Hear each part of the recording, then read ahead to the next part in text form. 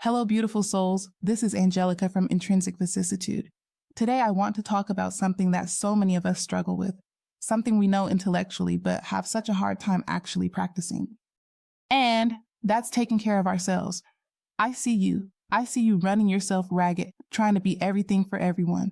I see you putting your own needs last on a very long list. I see you feeling guilty every time you even think about doing something just for you.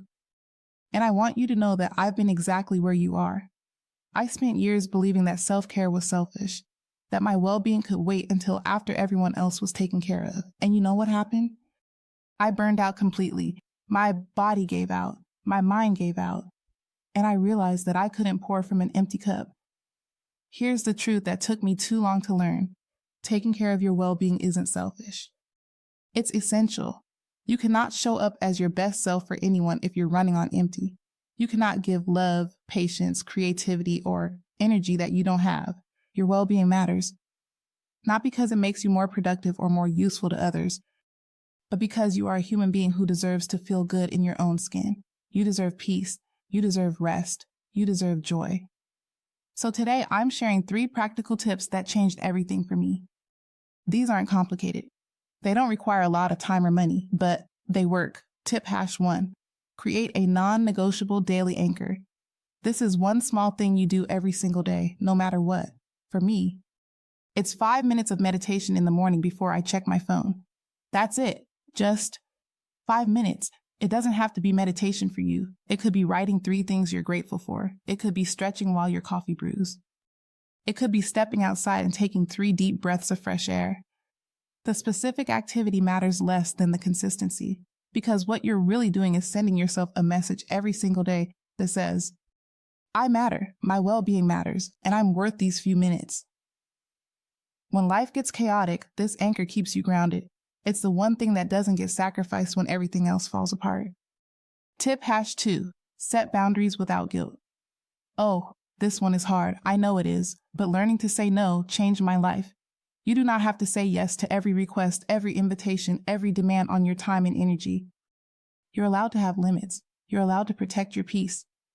Start small. Say no to one thing this week that you don't actually want to do. You don't need an elaborate excuse.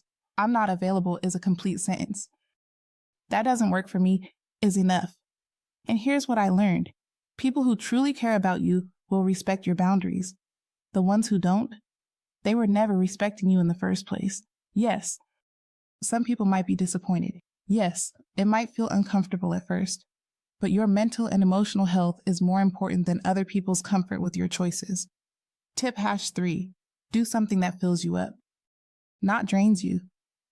We spend so much time doing things we have to do. Work, chores, obligations, responsibilities. When was the last time you did something just because it made you feel alive? I'm talking about something that fills your cup. Reading a book that has nothing to do with self-improvement, dancing in your living room, painting, gardening, playing music, taking a long walk with no destination. Schedule it if you have to. Put it in your calendar like it's a doctor's appointment. Because taking care of your soul is just as important as taking care of your body. For me, it's spending time in nature.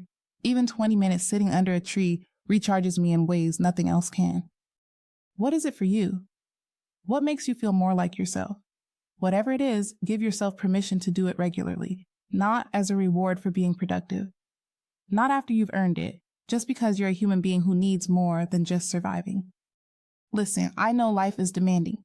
I know you have responsibilities. I know there are real constraints on your time and energy, but I also know that you can't keep putting yourself last and expect to thrive. You matter. Your peace matters. Your joy matters. Your rest matters. And it's not selfish to act like it. Start with one of these tips, just one. See what happens when you begin treating your well-being as the priority it deserves to be. If this resonated with you today, I'd be so grateful if you'd hit that like button. And if you'd like more conversations about living an authentic, intentional life, please subscribe to Intrinsic Vicissitude.